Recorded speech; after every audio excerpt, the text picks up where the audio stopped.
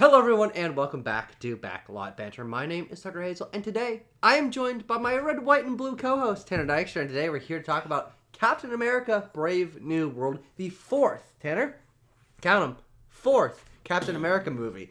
And we're here to give you our thoughts, but of course if you have seen this movie, leave a comment with your thoughts down in the comment section, or you can join our Discord server where you can talk directly to us about this film. And there's a lot to talk about. So, Tanner, we're here to give our thoughts. What do you think about Captain America, Brave New World? Oh, Tucker, it's not that I have any vitriolic hate for Captain America, Brave New World in my heart. It's just that, earnestly, I think back, I saw this film roughly 24 hours ago, and I'm like... You think back to the good old days. The good old days. And I'm like, what did I like about this movie? And I can kind of honestly say that nothing really. I think that ultimately it's a real mess in many different directions.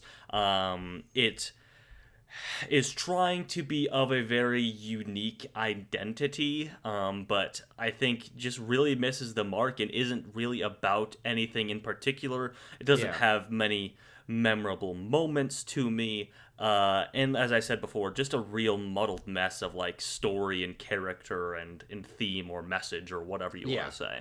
Yeah, I can agree with a lot of that. Okay. I think, but ultimately, I think that this is a solid action movie. I think this is a perfectly fine movie to sit down and watch. I did not find it offensive. I enjoyed some of the performance moments. I think that the action is totally solid all the way through. So I think it goes down smooth for a guy like me. I don't think there's a lot to chew on, and it certainly is nowhere near even like the middle tier of my favorite Marvel movies. But I think that this is a inoffensive continuation. It feels like very, very stock standard, which I think is unfortunate because I think you're right. It's trying. There's like hints of these ideas that are making it a little bit more worldly, a little bit more commentary, but it doesn't really commit to those things. And that's, I think, where it falls short from feeling it's trying to do anything bold. This is just very much a straight down the line action movie. And so where I will say I think it is a good movie, I think is because the areas in which it is solid, it commits to those, which is two lead performances in Anthony Mackie and Harrison Ford that I think are actually very, very good, and obviously it commits to those, and then the action sequences, which I think are very consistently very solid, and there's some pretty cool moments, and that's most of the movie. Is just action sequence, delivering line Harrison Ford and Anthony Mackie arguing. Like, that's most of the runtime of this movie. And those are the parts of the movie that I'm like, that's the good parts of this movie. I do have to compliment it for allocating its resources to what it is best at, but I think it is definitely lacking in a lot of other areas. Okay. Let's start with talking about Anthony Mackie and Harrison Ford, because their performances, I don't think they're bad in the movie. I think that they are at the worst underserved by the script. Yeah, I agree with that. And like, Harrison Ford, I'd say, is easier to compliment. He has, this movie is not necessarily resting on his shoulders. He basically just gets to pop in and be sort of blustery, but like trying to be respectable Harrison Ford as the president. And he gets hey Tucker, he turns into the Red Hulk in this movie. I did. I heard. He gets his moments where his anger flares up a little bit, and his anger flares up, and you get yelly Harrison Ford, which is always gonna be good, even in his advanced age. I think he still does as well as he can. I think it's funny actually watching him and realizing that I think it was like 4 years ago or something when they announced Dial of Destiny, or that would become Dial of Destiny. I'm like, I don't think he's going to live to that, because what we had seen of him in like the late 2010s, he was like really quiet and like wasn't saying much. And I'm like, I think he's going downhill. And I don't think he was very good in Dial of Destiny particularly, but this I think is a much stronger performance. Like, he is commanding sequences in a way that I'm like, I haven't seen Harrison Ford do this. Granted, I haven't seen his recent television work, and I've heard that it's better, but I haven't seen him do this in a movie in a long time. Yeah, well, I mean, it's him doing like Clear and Present Danger or Air Force One or whatever, where he's like literally the president. He's doing Get Off My Plane, and he's doing iterations upon that here. Anthony Mackie, I don't know, the character of Sam Wilson in this new carrying now the title of Captain America feels far too broad for me to be like Anthony Mackie nails one particular aspect of the character, or he nails embodying it, because I don't think there is a specific character that has been formulated for him to embody, particularly not in this movie. What I really thought about was like, I cast my mind back to 2021, when we were watching Falcon and the Winter Soldier week to week, and like in that show you have moments. There are long sequences of episodes of that series dedicated to like Sam Wilson's life and where his family and like he is a Captain America who has lived and grown up in and experienced modern America. Like his ideals are formulated by the world in which everyone else exists, not a man out of time like Steve Rogers was. And I think that is at least somewhat executed well upon in that series, and is largely nowhere to be found in Brave New World. Yes, and that is my biggest problem with Captain America Brave New World. I think action sequences are fine. I think with what they're given, both Harrison Ford and Anthony Mackie, and to some extent some of the other supporting performances, I think are doing their best with what they're given. But this movie is an action movie front and center and does not care about its characters. And that is when I come to a Marvel movie, what my favorite Marvel movies I really think balance very well. And here is the main problem with Captain America Brave New World. There is no status quo that is upset by the events of this film. Correct. Because this movie, boom, we're dropped right in. They assume, fairly or unfairly, that you've seen Falcon and the Winter Soldier, in which a lot more of Sam's struggles and relations to his community and his family dynamics and stuff have been established. And his, even in that series, non-existent relationship to Joaquin Torres, and they just drop you right in. And I was just thinking throughout this whole movie, I'm like, people who didn't watch Falcon and the Winter Soldier, people who only know him as like a background character in these other Marvel movies, have no idea who this guy is, have no idea what he's gone through, have no idea what his personality is, what his struggles are, who his friendships are, and extends even further to Joaquin Torres, a character that we don't even learn really where he's from until the end of the movie. We don't know his goals, we don't know his aspirations, and I'm like, this is our core duo that we're following here, and it feels like there's 15 minutes cut out from the front of the movie where we see Joaquin and Sam having a bit of a dynamic that's like a little bit fraught because Joaquin's being kind of annoying or headstrong. And we see Joaquin try the suit for the first time. And we see Sam helping out his community. And I'm like, those are, frankly, what I like most about those characters and from what I know of them in the comics. And we don't see any of that because we're basically dropped straight into like the Age of Ultron of this dynamic. And I'm like, no. You gotta start. You gotta give people a framework for this Thunderbolt Ross becoming president and Joaquin becoming Falcon and Sam becoming Cap. We need, in this film, context for why these things are altering them as characters, which we don't get any of in this movie. It's a lot of just characters saying things are happening or saying that they are going through things. I'm like, that's not, it's just not good screenwriting. Like, there is, we're doing a full spoiler review, don't worry about it. There is a scene in which Bucky Barnes shows up, and Loki, best scene in the movie for me, because I'm like, damn, Anthony Mackie and Sebastian Stan are really good together. They have great chemistry. I remember their interplay from the series of like, both of them struggling with the title or their relationship with Captain America, who is now gone, and who they will become from there. And like they talk about similar things in this scene, but like this is when Sam is talking about like the expectations that are heaped upon him and whatnot. And like in theory, metatextually even, I understand what they're talking about, but there's nothing like that in the movie because we never see Sam interact with normal people. This is very to your point, Tucker. To your point, this is a very action focused film, military action focused, where like he's only around like other soldiers and special ops agents and everyone who like respects him. He's like, "Oh, Captain America, how you doing, sir?"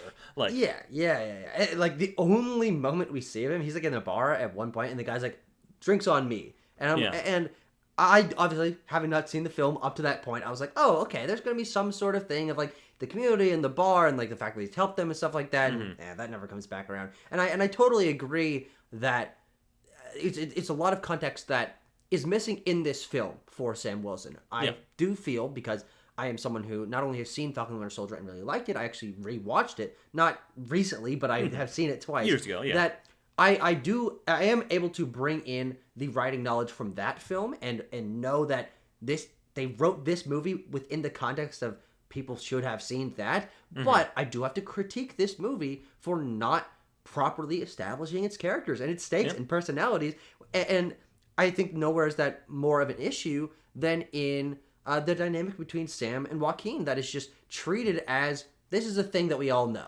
right? Like, and they just drop us in the middle of it, and I'm like, I think it's fine, but I think lacking a start means that it feels very forced. Yeah, it feels forced. I'm not endeared to their relationship at all. It feels very cliched, honestly. Like the guy who's kind of sidekick character. Yeah, he is like sidekick character TM. Exactly what you're talking about, Tucker. Tanner, I don't know if you noticed, but in this movie, Sam Wilson's first movie as Captain America, very much mirroring Winter Soldier, they gave him two super soldiery sidekicks, one of which is a Black Widow and one of which is a Falcon. That's interesting, Tucker. That's interesting. We did this before. Yeah. Calm down. And Joaquin Torres is even more so, like, Anthony Mackie in Winter Soldier is sort of like wisecracky and taking shots at Captain America and like, hey, you gotta show me the ropes, tell me how you do that kind of thing. And Joaquin Torres is just doing that again.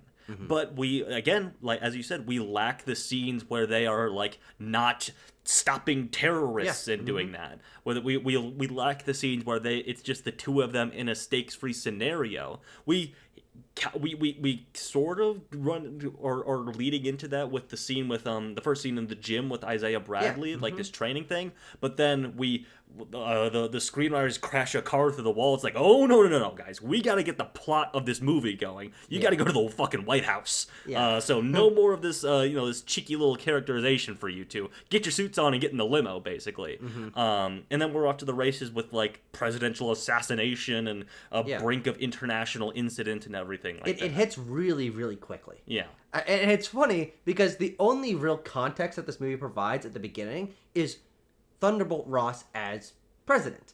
And that's well and good. I think that's a totally fine opening sequence with like news reports and like a kind of a recap of his history and stuff. Like, okay, this is important to have. I think it's handled decently well enough. But I'm like, what about the protagonists? Yeah. What about the main characters? Because I guess I kind of moved past it, but like Anthony Mackie's performance, he's gonna doing his thing. He's tamped it down a little bit. He can't be as irreverent or funny. He has to take up the protagonist, the leading man mantle here. Yeah. But he's still cracking a joke here or there, or and like I said, his scenes with his scene with Bucky is quite good, and you get a glimpse of like the talent that Anthony Mackie has and the type of role that he can bring, the type of charisma he can bring to a Captain America title role. But like there's no moments for him. There's no memorable moments. There's no on your left. There's no I can do this all day. There's nothing of that for him. Yeah, there's no lines for Sam Wilson, which I think is unfortunate. I do think that parts where his performance for me succeeds is when he is really putting on I can help inspire people, and he's like delivering these little speeches to the people around him and like trying to tell Joaquin something or whatever. Bucky and I'm like, okay, he's doing good. Yeah, but you give people something to aspire to, but really, where is that? It's kind of my recurring question here. Yeah. Should we talk a little bit more about the plot, the story of this film, Tucker? Yeah. So, as we all know, Isaiah Bradley attempts to assassinate President Ross. Yes. He's mind controlled to do so. Yes, he's mind controlled to do so by Tucker. The leader is back. Tim Blake Nelson, Samuel Stearns has returned from 2008's The Incredible Hulk. Yeah, and they keep saying his name over and over again. Samuel Stearns. And then they do some lip service to like he was recovered back from Harlem by Giancarlo Esposito's character, who's also crammed into this movie. Yeah. And that interaction, the first scene where it is the leader, it is Samuel Stearns, it is Captain America, it is Joaquin Torres, is very underwhelming, I have to say. Sure, yeah. Because it points to this issue I have of like the film reiterating upon its reveals or its plot points, and then, might I say, if I may be so bold, Tucker, the characters in this movie are dumb. They do not act smart, and you would think that, like, at a certain point you would have someone, like, outsmart the leader. Like, that is the classic thing that, you know, he is too focused on his calculations and everything to see the hero's plan formulating. There's nothing like that here, and it's also, because this movie is stuffed with characters. There are so many supporting characters that we have to deal with in this movie that the set of multiple layers of antagonists the film has, none of them get particularly well served, other than Thaddeus Ross, obviously, who personally I think that the whole Red Hulk storyline is actually handled pretty well, and the building up to it, having it really only be in that last climactic fight, I think that's handled very well. But the movie is sort of reluctant to introduce the leader for a little bit, and then they like introduce him, and they pull him back. He's and I'm like, no, let's explore that a little bit. Like, I want to know a little bit more about this guy. We to your point earlier, we get a lot of talk about him. We get a lot of this happened to him, and for that reason, he is going to these lengths. We never see him form a plan.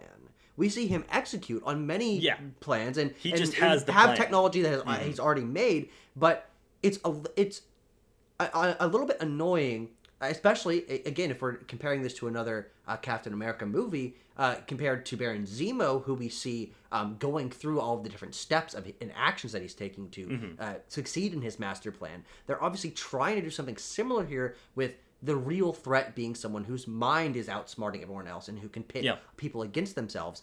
But because we don't get what we got with Baron Zemo in Civil War of, you know, he has this his family that was killed in this car crash, that, like, they give you some, as you said, lip service about the Incredible Hulk from 2008, and that's the reason why he's doing this. And there's 20 years worth of time in between that we never see. That means that his characterization as a villain is all talk and no bite or bark. Because he monologues. He says, he gives them, like, well, let me tell you my backstory, gentlemen. Quick side note before I get to that. What do you think of the look, Tucker? The good or bad? Or somewhere in the middle? I like it. I think it's good.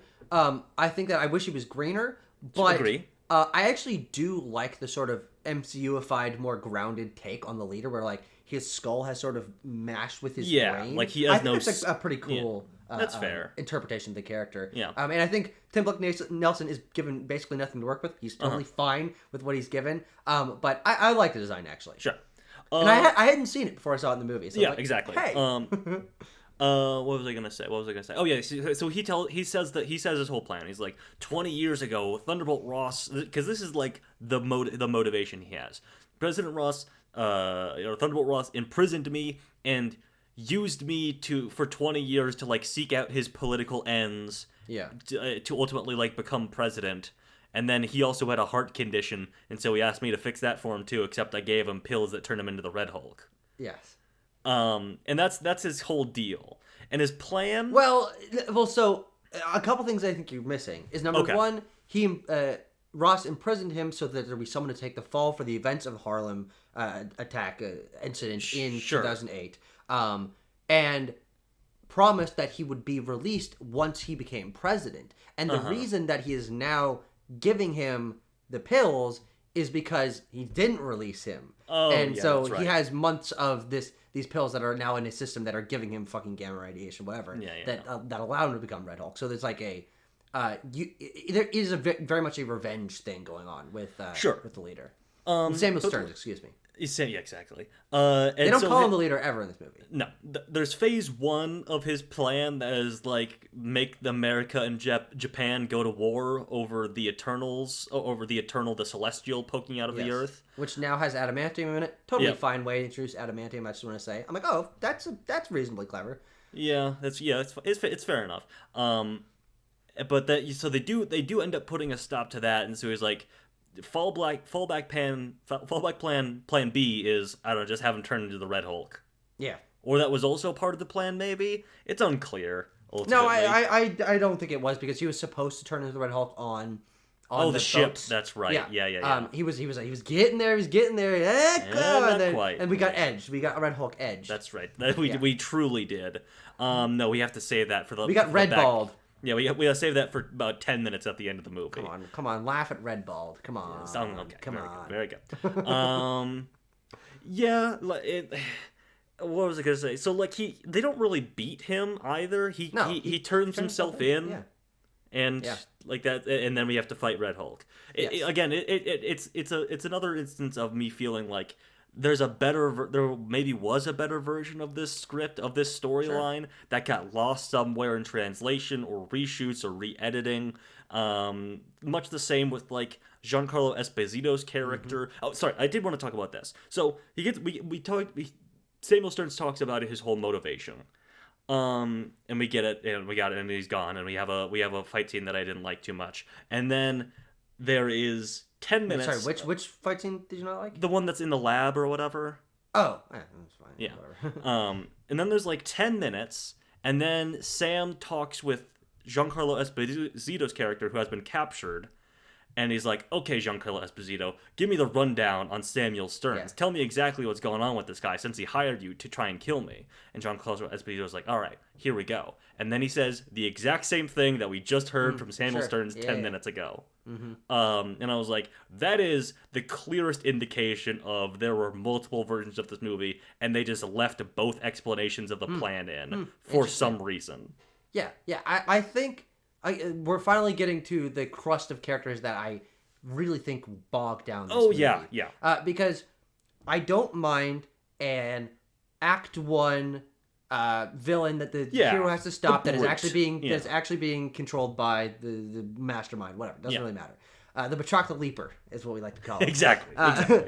But Giancarlo Esposito shows up too many times to be considered that for this movie, because not only is the opening what I'll basically call the Sokovia. Wait. Where is it that that the Maximoff twins are being held at the beginning of Age of Ultron? Oh, Tucker, don't ask me. It's Baron von Strucker's holding them. That's all I remember. But those two sequences are basically the same in my mind. Sure. Opening action sequence of Age of Ultron and the opening action sequence of this. Well, see, I likened it to the opening action sequence of Civil War when they're like doing when Captain America comes in and he kicks that guy and there's the poison gas and everything. The fight with crossbones. That's what I kind of likened it to. Anyway, in Africa, Yeah. Whatever, we're fucking sorry. Nerds. Jesus Christ. We're nerds, yeah. But that whole sequence, okay, fine, whatever. You're using Giancarlo Esposito, and he's kind of underutilized in that opening sequence because you're not really sure what's going on. Yeah. We get this hint that, hey, it's Serpent Society. I'm like, he's that's never going to come back again. But then he comes back a second time. Yeah. And you're like, what? Like, didn't we like move on from this already? And he just tries to shoot Captain America again. Yeah. Like that's his big expert plan. Yeah, and so then there's just like this one-on-one tussle. I'm like, what the heck is this? Yeah. And then he comes back again halfway through the movie to, as you said, re-explain for ostensibly no reason. Yeah. And it's those two sequences that make me really disappointed by how Giancarlo Esposito is used in this movie, and also make me feel like if you would cut that character or rework it to just be some Crossbones-esque dumb brute at the beginning that we don't have to deal with the rest of the movie, that this screen time of this movie, keep it a 2-hour runtime, could be utilized in other places. This movie has multiple sequences where I'm like, and frankly multiple characters. Another one is this Agent Taylor, who's like the bodyguard, basically. Like head of the Secret Service or something. Who is she? Why is she in this? Like, we don't have to deal with this extra character that like is on friendly terms with Sam, but we don't know why. We don't really learn anything about her. And then there's also Bruce, and she's a Black Widow, and like I'm like, okay, like we're really doing a Winter Soldier thing here, but like there's just this group of characters where I'm like, if you would strip things down to just Cap, Falcon, Red Hulk, and Leader, I think that's fine. We don't need these other pieces on the chessboard that really, really complicate things. There's also this fucking soldier that Sam talks to like 3 times in the movie. And that guy. Like, I thought he was gonna be a villain, by the that guy's gonna be a bad guy, but he just gets killed. So like, who are all these characters and why are they included?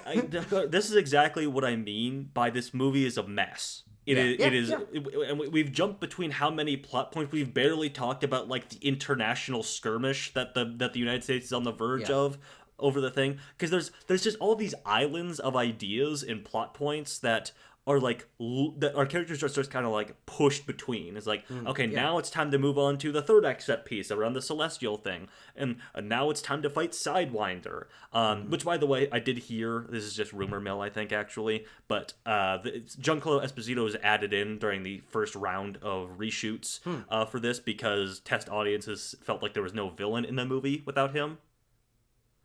Which I guess sort of makes sense because it is a while until you meet the leader. Yeah. So and then, of course, as I mentioned, I think a strength of this movie, I think, is how Red Hulk is utilized, and I like that it's saved until the end. But I can understand that if you're watching this without a brute first act villain character, that there's a final act guy and there's a mastermind, but then what's the other part? So it does make sense that you would want to add something like that.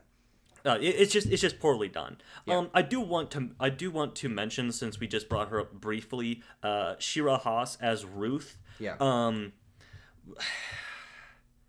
Bad actress. Just really. Yeah, she's not very good. She is not good in this movie in any way. I'm going to be honest. Yeah. And this is not to insult the actress that's doing it.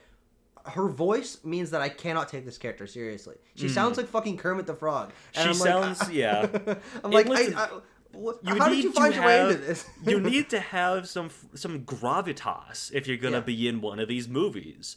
Especially, and like she feels small in the frame. I'm sure she is a very short person in real life. She seems like a very small person in general. But like, so is Scarlett Johansson, but they don't make her feel like tiny in the Avengers or Winter Soldier or anything. But like, and she fucking wears this shitty ass stupid leather jacket that's like her costume, her outfit or whatever. Yeah. And then she unzips it and she's got like some stupid Kevlar body armor underneath. I was like, this is nothing. You're giving me nothing here. Yeah. And she's like, whoa, she was trained in the Red Room. She's a Black Widow. I was like, but how did she get out of that? Like, was she freed by the events of Black Widow? I don't know. You're right. That there's two elements of her. The Black Widow thing, I'm like, whatever. That means that she can kind of keep. It's an explanation for why she can do some fighting. Yeah, exactly. But she only ever shows up like in a scene like 5 minutes after Captain America shows up, and so she's useless. Yeah, it's very, very strange.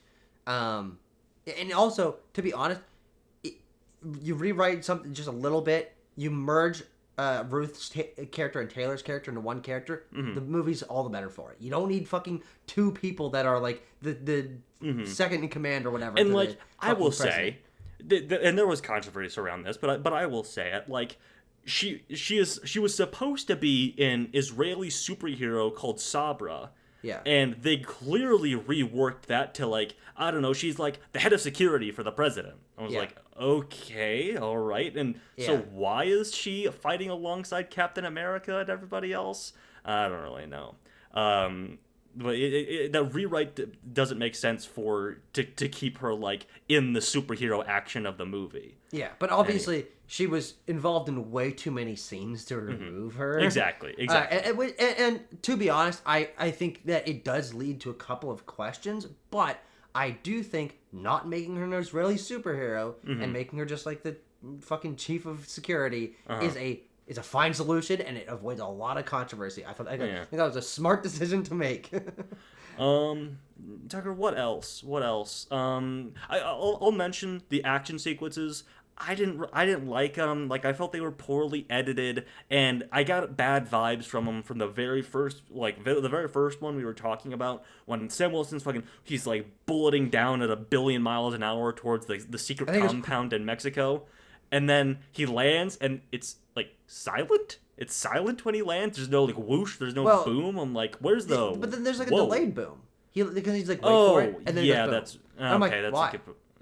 But like how? Like, I don't understand. Why did that happen? But also make the landing have impact, and then greater impact later. Like, you can still do the bit and make it feel like he has weight. I don't necessarily like his action. They try to make it his own when he's like kicking the shield a lot, and he'll sometimes use his wings, and they can do the Wakanda thing where they're like charged with kinetic energy.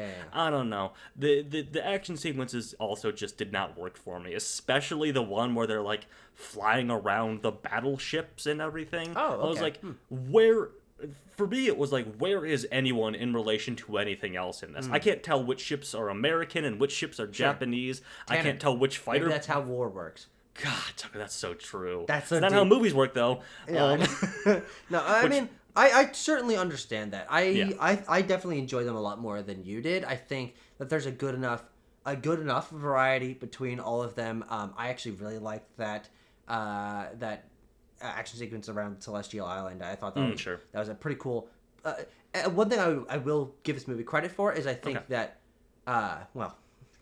let's give it half credit. Okay, I'm ready. Yeah. That the Celestial Island sequence and the White House sequence, I think I'm like, oh, that's two visually distinct and very different paced action sequences that have like a location where it's like, oh, that happened at that location in the MCU. As opposed to like, there's a lot of just random, before this point, there's like, it's just happening in a fucking there's office labs. or fucking like whatever. the one between Captain America and Sidewinder, the second one, when he like crashes his truck, I was like where is this? Yes, absolutely. Where's he driving to? Where's he going?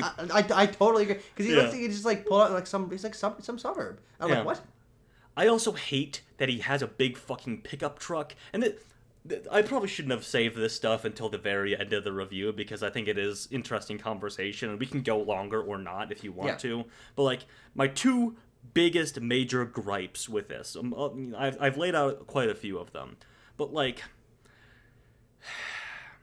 this iteration of Captain America is so lame to me, and I've talked about the issues I had with like how they executed upon him in this movie, but like the fact that he's like just with the army all the time, and like the Falcon Cave or whatever is like a wing off of like an Air Force building. The fucking Cap Cave, I was like, man, give me a break. What do you mean? When did he make this? He's always running around with like U.S. soldiers and everything. I'm like, this is not what I want from a Captain America movie. Like, I understand. In First Avenger, he's like in the army fighting Nazis. Like, very clear, like, good guy, bad guy stuff going on here, and then they complicate it with the sci-fi elements. Winter Soldier makes its bones off of the government has been infiltrated by Hydra, and so Captain America has to go rogue. And similar thing. And then Civil War, he is he's actively standing against the wills of the U.S. government, and like, fighting against the Sokovia Accords and going rogue and being an international criminal. Like, that is the ideal version of a Captain America, who he is either fighting pure evil or standing in opposition to the U.S. government when his morals do not align with theirs. When there's corruption, When there is corruption and the U.S. government wants to, do something, but Captain America's like, I have my set of morals, I believe in truth and doing the right thing, and the U.S. government is willing to compromise on those, and I am not.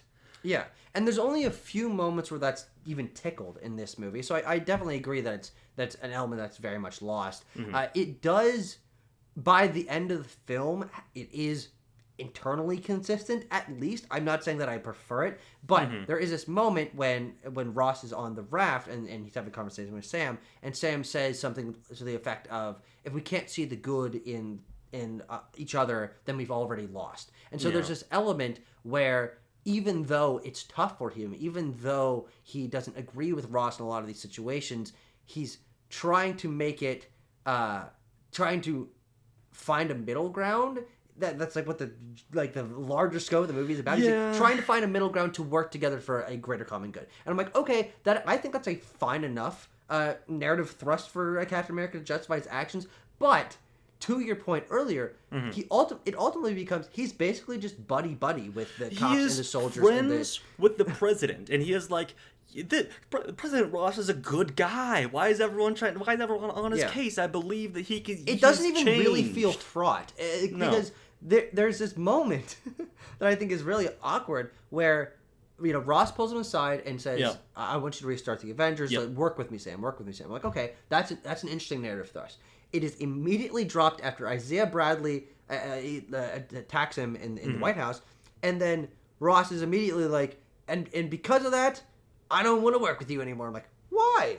Sam didn't do anything wrong. What the hell are you talking about? And so Sam goes is still rogue, and then leaves. But then then everyone's like, oh well, they quickly find out that it was the leader, and they're like, oh, never mind, we're on the same side anyway. Because there was manipulation. And last thing I'll say, and we can talk about this a little further if you want as well, that the whole thing of him being buddy-buddy with Harrison Ford president falls apart when you think about the fact that maybe they went to explore this, and maybe it was just written this way, and they don't realize the hypocrisy that really makes Sam Wilson feel wishy-washy and centrist in a really lame way. But Harrison Ford, he definitely feels centrist. yeah, Harrison Ford or Thaddeus Ross, whatever, imprisons and experiments on the leader, Samuel Stearns, for 20 years.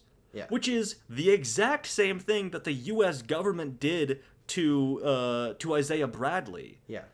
And these two things are not really held in conversation with each other. There is no hypocrisy pointed out. I think it really points to the muddling of political messaging that was maybe in one version of the script and not in the other.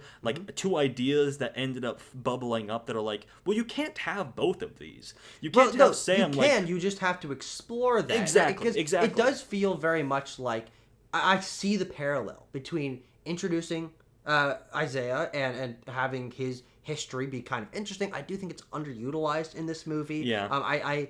I think that maybe the movie would have worked without him. They didn't really lean into this element of this character. They keep revisiting him, but it never really moves forward. No, it doesn't move forward in any way. But there's that idea, and you're right. There's a very similar parallel of the unfair imprisoning and experimentation with the villain that should have been a somehow narrative thrust that means that maybe Sam and the leader could work together, or Sam is not cool with President Ross anymore, and it brings into question his allyship with him, especially given that that Ross imprisoned him back in Civil War or whatever. But he's water under the bridge. I was that's lame. Frankly, I'm sorry. Yeah. Well, and I think it's especially lame because they don't show that this was a tough decision for him. Yeah. Because, again, we don't get a status quo for the events of this movie to break. Mm-hmm. If we saw really what I think this movie is missing, and why I think it is an unfortunate, or certainly not the dedication to the storyline of Sam Wilson as Captain America that I'm personally a fan of from the comics, is we get hints. We get quite a bit of it in Falcon and the Winter Soldier, but in this movie, the theatrically released film that most people are going to go see, we get hints of him struggling with the identity of Captain America, and you're not Steve Rogers, and there's these moments where I'm him coming to grips with that is the story, especially of early Sam Wilson as Captain America. And what makes him different from Steve is his dedication to his community and his understanding of the people, because he is just a man. He doesn't have the super soldier serum, which again we get hints of. They just say it. Sam Wilson just says, "Boy, it is tough not having super serum," and then makes a joke about it a couple minutes later. Yeah, and that's lampshading. It doesn't mean anything here. You can't just say something and pretend that you executed upon it as a true idea or theme. Just a lot of stuff in this movie just rubbed me the wrong way. Well, 5 writers will do that to a man. I mean, I was going to look at that, actually. Is it 5 writers? It's 5. Or is it 3 writers and then 5 story by? Oh, hang on. Oh, no, there's 3 story by and 5 writers. Jeez. So there's technically 8. No. I think some of them are the same people. Oh, yeah, you're right. With you're the right. story by Malcolm Spellman, Dallin Musson, are both carried over. And also, if you click through these people, they're not particularly experienced. So I'm I don't know where this ragtag group of people came from that are gonna write the next Captain America movie. People can have some qualms with any one of the first trilogy of Captain America movies, those are all really goddamn good movies. They're good. Listen, they're really goddamn good movies. You stack it up, probably pound for pound. One of the I prefer the Guardians trilogy, but like pound for pound agreed upon as like the best trilogy in the MCU. Sure, yeah, I would agree with that. Yeah. Anything else, Tucker? Anything else? No, I think at the end of the day, I do need to return to where I started this review with. Okay. Which is, as I am watching this movie, I think the action sequences are solid. I did enjoy them. I think there's a lot of variety in the way that Sam is using his wings and his jetpacks and Red Wing and all this stuff. Sure. I'm like, oh, they really thought through like a bunch of different options to like try, and whether that works for you or not, I liked the variety, and it did feel like a very different hero and different character from Steve Rogers. Yeah, and so it does give it a different action flair. I liked to a certain degree Sam and having Joaquin. I actually didn't find it particularly annoying. That I was hearing some things about like him being super quippy. I'm like, yeah, there's a couple of moments, but like it doesn't really ruin it for me. Sure. And I think that who's the guy who plays Joaquin? I can't remember his name. Danny Ramirez. That sounds right. Yeah. I think he's doing his best with what he's given. And I really like I like Anthony Mackie giving these commanding moments. Sure. Again with what he's given, and I really like Harrison Ford. Just throughout, I think he's the best performance in the movie, but by a significant margin. And it goes down smooth. I'm thinking about these issues as it's going, but it really does come down to once you really think about it and how these storylines stitched together, the movie does fall apart. And so I've certainly lowered my score, my estimation of the movie, but I do think that for general audiences, I mean, we're seeing it get reasonably good audience reception. Yeah. It's a fine action movie. Solid action sequences, a reasonably charismatic lead, a compelling villain. It is solid. But as an internally coherent movie with thought out characters and interconnecting plot points, and like it's really a spiderwebby mess that is tangled and hard to pull apart once you get your fingers into it. Yeah, I definitely agree with that latter point. Again, like I said, I kind of come down on it as like I think about any particular element of like, did I like that? I don't think so. You know what, Tucker? I take it back. I like when Captain America surfs on a missile. That is pretty cool. That's like 1.5 seconds, Tanner. Tucker? Correct. Correct, indeed. And I like the scene with him and Bucky. So, there's maybe like a minute of Captain America Brave New World, a compiled minute that I like. Hey, look at that. So my score will reflect that, Tucker. I'm going to give it like a 2.8 out of 10. Just a real stinker for me. I'm going to go 5.5 out of 10. Okay. I think it is fine. I think it's a fine movie, especially as a watching experience. But it doesn't. It's not going to stick with me. It's certainly not going to stick with me. We are looking, hopefully, at an upward trend in the quality of Marvel films coming out this year. Hey, yeah, hopefully, we'll see. And then, hey, we got the freaking brothers back in the saddle. The bros are back in the saddle. Yeah, that's right. The bros are back in town. We'll be there to review all of those and movies that come out weekly in the meantime. Thank you so much for watching. Let us know your thoughts on any of the topics that we discussed in this Captain America Brave New World, a Brave New review of Captain America. And the comments or the Discord server, link in the description for that. And of course, we'll see you next time.